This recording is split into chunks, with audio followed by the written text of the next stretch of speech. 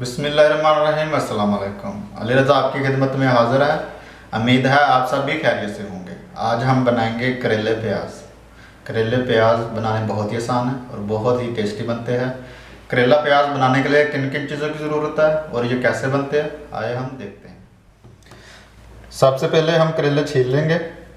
मैं इसकी मदद से छील रहा हूँ, आप चाहे तो छुरी की मदद से भी छील सकते हैं। आप ये स्किन अगर चाहें नहीं रिमूव करना चाहते तो ना करें, मुश्किल नहीं है, आप ऐसे भी काट सकते हैं। करेले को मैंने छील लिया, अब इसको 2 टुकड़ों में कर लेंगे। बिस्मिल्लाह।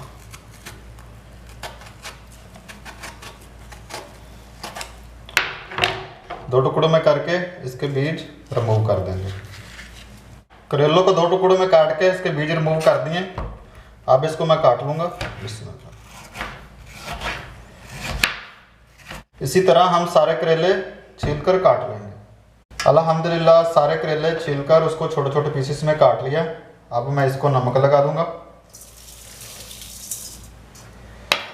नमक लगाकर इसको अच्छी तरह मिक्स कर लें। इसको अच्छी तरह मिक्स कर लिया। अब मैं इसको आधे घंटे के लिए ऐसे छोड़ दूंगा और जो करेले हैं वो अपना पानी छोड़ देंगे और इसकी कड़वाहट इंशाल्लाह ख़त्म हो जाएगी।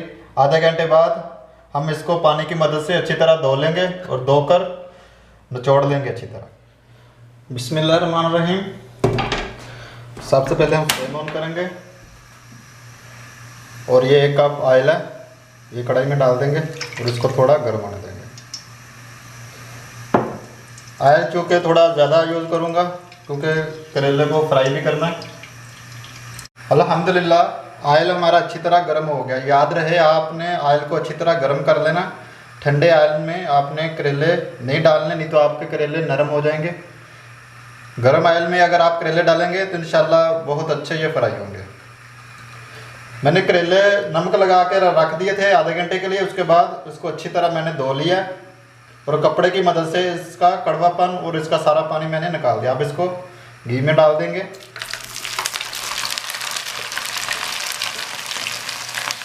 अब इसको लाइट ब्राउन होने तक हम इसको फ्राई करेंगे। ये इंशाल्लाह 7 से 8 मिनट में लाइट ब्राउन हो जाएंगे।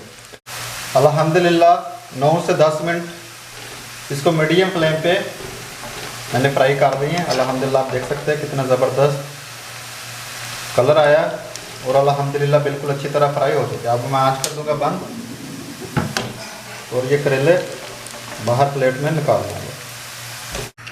अल्हम्दुलिल्लाह करेले मैंने निकाल लिए हैं। अभी जो ऑयल बचा है उसी में हम ये 250 ग्राम प्याज डाल देंगे और इसको 2 से 3 मिनट के लिए फ्राई करेंगे। प्याज को ब्राउन नहीं करना, इसको बस नरम करना है।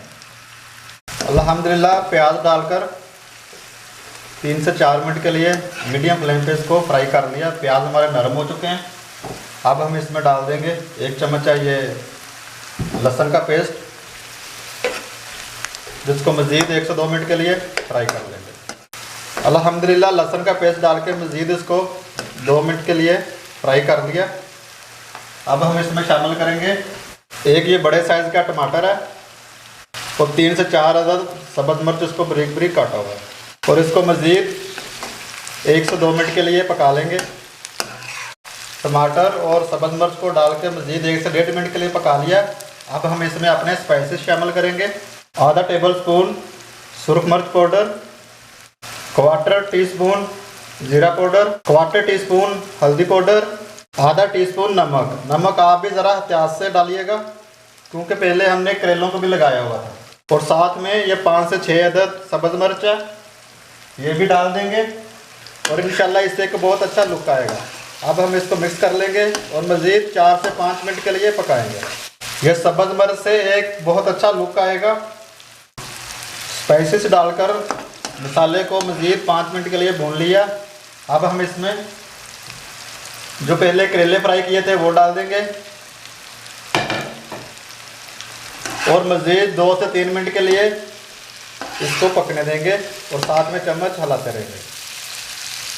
करेले डालकर इसको मज़ीद 3 से 4 मिनट के लिए भून लिया। अल्हम्दुलिल्लाह आप देख सकते हैं कितनी प्यारी इसकी लुक है।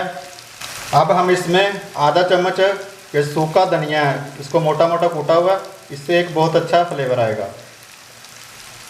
ये डाल देंगे और इसको मज़ीद सिर्फ 2 मिनट के लिए ऊपर ढक्कन रख देंगे और उसको पकने देंगे।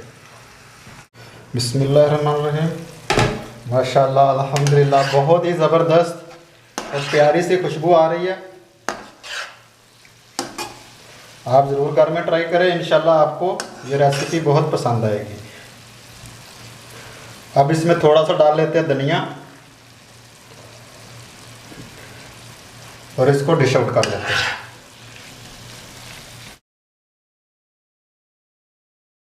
अल्हम्दुलिल्लाह अल्हम्दुलिल्लाह, बहुत ही मज़ेदार बने हैं। आप ज़रूर घर में ट्राई करें।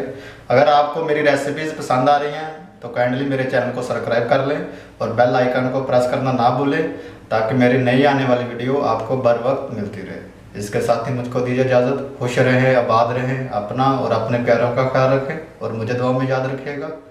अल्लाह।